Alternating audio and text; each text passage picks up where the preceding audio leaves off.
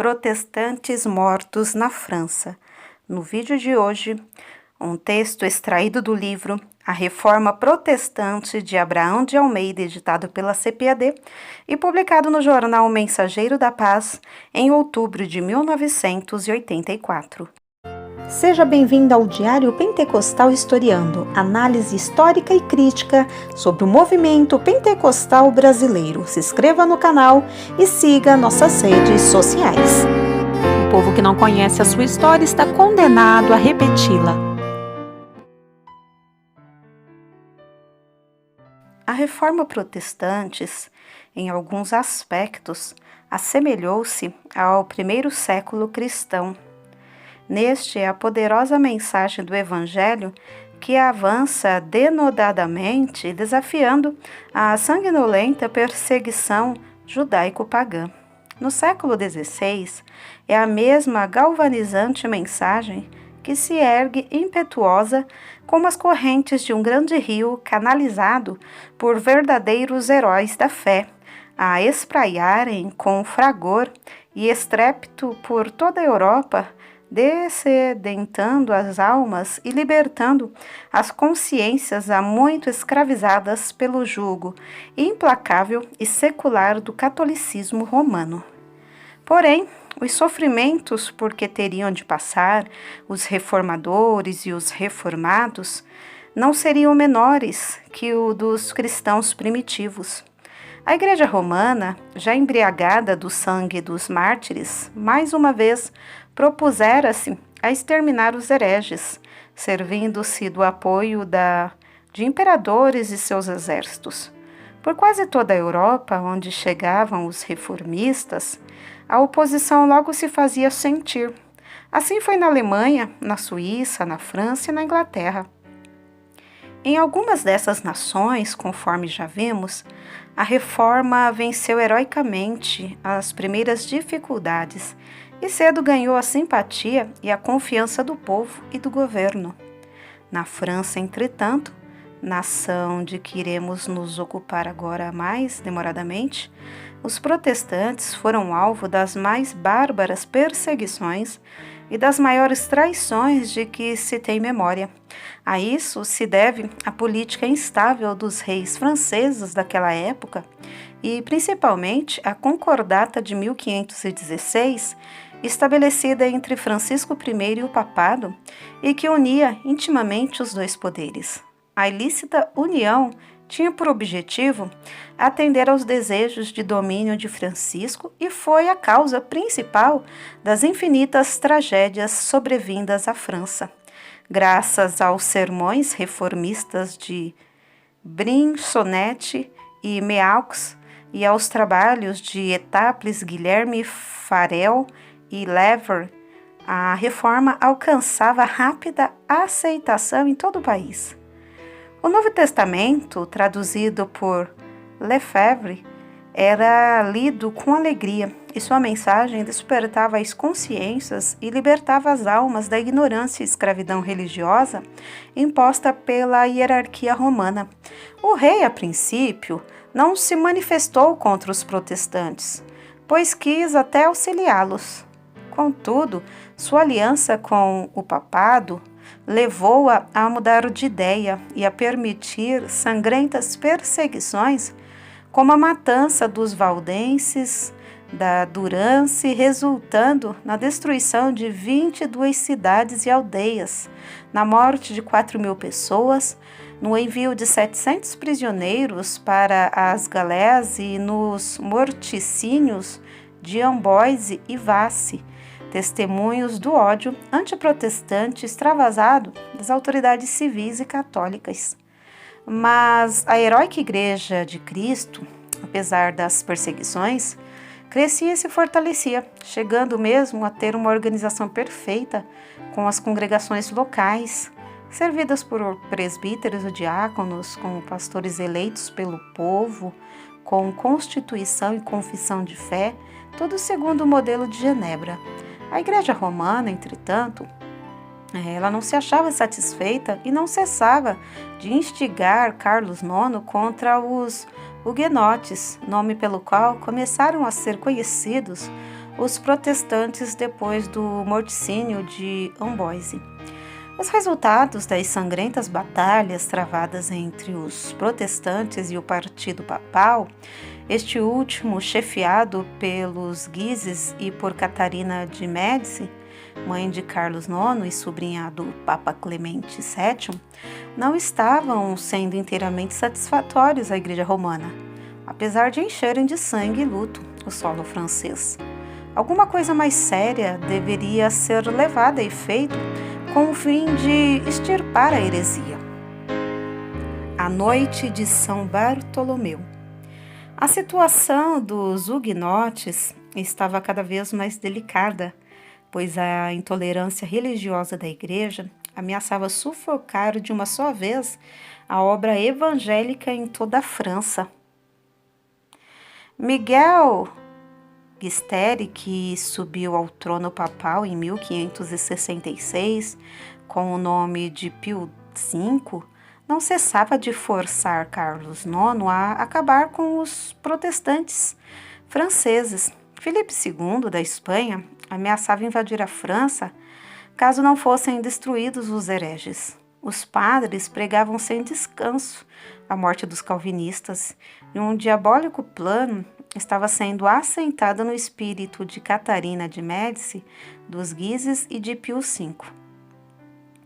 Os sanguinolentos inimigos da reforma iriam encontrar em breve ocasião propícia para pôr em prática o seu nefando plano. De um interesse artigo acerca da noite de São Bartolomeu, no ano de 1572, transcrevemos o seguinte: o Tratado de Paz, assinado a 8 de agosto de 1570, em Saint-Germain-en-Laye, pusera fim à Terceira Guerra Religiosa. Os principais chefes protestantes, que eram Joana d'Albert, Rainha de Navarra, Henrique de Bourbon, Henrique de Condé, o almirante Coligny e etc., tinham se retirado para Rochela e para as suas províncias, portanto fora do alcance dos seus inimigos, o que não convinha a estes. Assentou-se então o casamento de Margarida de Valois, a irmã de Carlos IX, com Henrique de Bearn, chefe da Casa de Navarra. Esse consórcio, julgavam os protestantes, garantiu uma paz duradoura entre as duas religiões. O próprio Coligny, sábio e experimentado como era, deixou-se iludir. Joana d'Albert, a piedosa rainha, pressentindo talvez a tragédia, opusera-se a princípio a essa aliança real, brilhantíssima, aliás, para sua casa. Concordando, afinal, pusera-se em maio de 1572 a caminho de Paris. A corte francesa recebeu-a com festas e fingindo carinho. No dia 4 de junho, Joana adoecia e no dia 9 falecia de estranha moléstia, envenenada, ao que se diz, por ordem de Catarina de Médici, hábil manipuladora de veneno e ciência a que sua família era muito dada. Coligny chegou a Paris em julho. O casamento de Margarida com Henrique, que por morte de sua valorosa mãe tomara o título de rei de Navarra, realizou-se no dia 18 de agosto. 4 dias de jogos e esplêndidos festins seguiram-se às bodas reais. No dia 22, uma sexta-feira, Coligny é vítima de um covarde atentado a mando de Catarina e do Duque de Guise, recebendo 2 ferimentos. O sábado foi todo empregado em preparativos.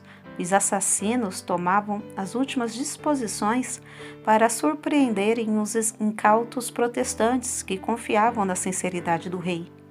Os algozes deviam ter uma cruz no chapéu e um laço da mesma cor no braço. As casas das vítimas foram marcadas com uma cruz branca. É madrugada de domingo, 24 de agosto de 1572. Nas janelas escuras do Louvre, Catarina de Médici, Carlos IX e o Duque de Hainaut, a mãe e os filhos debruçaram-se ansiosos e anelantes, como aves de rapina à espreita de vítimas indefesas. Nas ruas silenciosas e sombrias, grupos de homens tomam posições, Rumores de vozes abafadas, tinido de armas. Os assassinos estão prontos e esperam o sinal. E o sinal veio. De súbito, entre 2 e 3 horas, um sinistro clangor rompe angustioso e silencioso. É o sino da grande igreja de Saint-Germain-en-Laye que dá o sinal de matança. Logo, todos os sinos de Paris tocam a rebate. Nas ruas começa a carnificina. Os duques de Guise, de Aumale e de Angoulême, com 300 de soldados, atiram-se ao palácio de Gasparo de Coligny, que é uma das primeiras vítimas. Seu cadáver é atirado ao pátio, aos pés do duque de Guise, que enfim triunfa. Contempla ele agora o corpo exangue daquele implícito e nobre soldado que tantas vezes o enfrentara vitoriosamente nos campos de batalha. Seu pé, num gesto digno de covarde que a história registrou, fere a cabeça lívida do cadáver. Afirma-se que a cabeça do almirante foi enviada para Roma, onde foi recebida com certa alegria pelo Papa Gregório XIII, que sucedeu a Pio V, falecido a 10 de maio de 1572, sem ver o resultado de suas terríveis maquinações. Não é possível descrever o horripilante quadro que Paris apresentava, quando sobre ele raiou o sol do dia 24, dia de São Bartolomeu.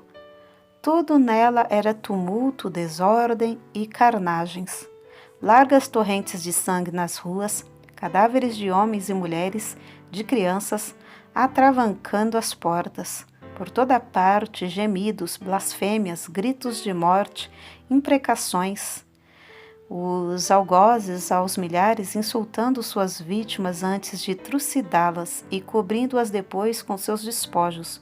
O punhal, o chuço, a faca, a espada, o arcabuz, todas as armas dos soldados e dos salteadores posta a serviço dessa execrável matança, e a vil população correndo atrás dos matadores, dando cabo dos huguenotes, mutilando-os, arrastando-os na lama por uma corda. Milhares de pessoas, mulheres e crianças, morreram de fome, de frio, de cansaço, perseguidas por montes e vales, como se fossem animais ferozes. O número de vítimas é diferentemente calculado pelos historiadores. Deschaux diz que foram 30.000, Sully, primeiro-ministro de Henrique IV, o que deveria estar bem informado, 70.000. O bispo Perefic, 100.000. La Chatre concorda com este número. Castilho e Félix dizem que se este último número é exagerado, se aplicado aos que foram assassinados. É muito se contar os que, em consequência do morticínio, morreram de fome e de várias enfermidades fugindo pelos bosques. O peso da mão de Deus. Os cabeças do bárbaro massacre ficaram impunes, pois haviam recebido autorização do rei e cumpriram o desejo da Igreja Romana. O Papa Gregório XIII, ao tomar conhecimento da abençoada matança dos 100.000 huguenotes, manifestou sua grande satisfação cantando uma solene Te Deum e mandando cunhar uma medalha comemorativa. A justiça divina, porém, pesou duramente sobre os assassinos. Carlos IX, arrependido de ter concedido permissão para a terrível carnificina, arrastou uma vida precária até 30 de maio de 1574, desconfiando de todos, principalmente de sua mãe e de seu irmão. O remorso inspirava-lhe horrendas visões. Foi acometido de uma estranha enfermidade que fazia porejar-lhe o sangue através da pele. Somente sua velha ama protestante lhe foi fiel até o fim. Disse que antes de expirar dizia, referindo-se aos huguenotes martirizados: "Ah, pobres súditos meus, que haveis feito? Eu fui forçado. O duque de Guise, ele morreu assassinado em 23 de dezembro de 1588, por ordem do Duque de Anjou, irmão de Carlos IV, que reinou na França com o nome de Henrique III. No ano seguinte, teve este rei o mesmo fim, assassinado que foi pelo frade dominicano Santiago Clemente. No dia 24 de abril do mesmo ano, a sanguinária Catarina de Médici, desprezada e abandonada de todos, execrada pelos protestantes, desdenhada pelos católicos, carregada de crimes e de maldições, rendeu sua alma a Satanás. Henrique de Navarra, chefe dos huguenotes, filho e neto de duas santas mulheres, Joana d'Albert e Margarida Anglo-Euleme, subiu ao trono francês com o nome de Henrique IV, tendo antes abjurado o protestantismo e se convertido ao catolicismo por temer a oposição da Igreja Romana.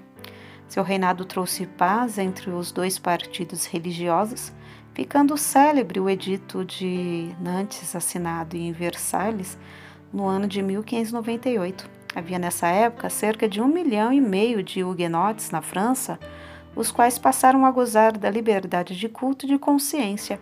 Eram trabalhadores de iniciativa e prosperavam muito, principalmente no terreno das indústrias. Todavia, alguns católicos fanáticos, filiados à famosa Liga Santa, não estavam satisfeitos com a situação. Conspiraram contra o rei e, no dia 14 de março de 1610, assassinaram-o friamente por mãos de Ravaillac. Os sucessores de Henrique IV o perseguiram os huguenotes e no reinado de Luís XIV a perseguição chegou ao seu apogeu. Revogou-se o Edito de Nantes em 1685 e cometeram-se as maiores atrocidades contra os crentes que tinham suas casas invadidas e saqueadas pelos soldados armados do rei. A horrenda perseguição acabou por vencer os huguenotes, destruindo os seus templos, fechando suas escolas e obrigando as crianças a se batizarem segundo o catolicismo e a praticarem os ritos romanos. A emigração foi terminantemente proibida, mas mesmo assim uns 350 mil huguenotes ainda conseguiram escapar ao governo de terror de Luís XIV. Alguns foram para a Suíça, onde implantaram a indústria relojoeira, e outros foram para a Alemanha, Inglaterra, Holanda, América, onde iniciaram as estradas de ferro, tapeçaria, etc. Enquanto essas nações prosperavam rapidamente, a França empobrecia. Eis aqui, em resumo, um pouco da história da Reforma na França, história que enodia a Igreja Romana, a principal inspiradora das perseguições aos protestantes. Mas a Igreja Romana não pode ufanar-se de ter banido o protestantismo no território francês, pois ela mesma perdeu nesse país muito de sua autoridade e influência. Segundo o movimento Evangelização na França, em 1958, havia apenas 9 milhões de católicos para uma população de 42 milhões de franceses. Subtraindo-se desse número 800 mil protestantes, devem restar naquele país mais de 30 milhões sem religião alguma. Texto extraído do livro A Reforma Protestante, de Abraão de Almeida, editado pela CPAD.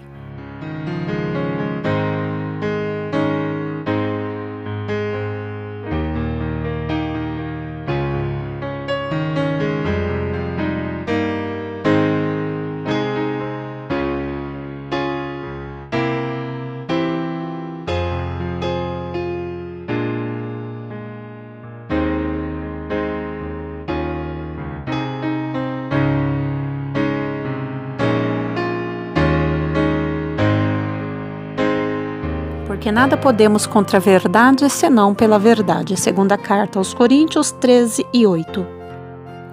Se você gostou do conteúdo deste vídeo, se inscreva no canal, deixe o seu joinha, compartilhe e ative o sininho para receber do YouTube as notificações dos novos vídeos.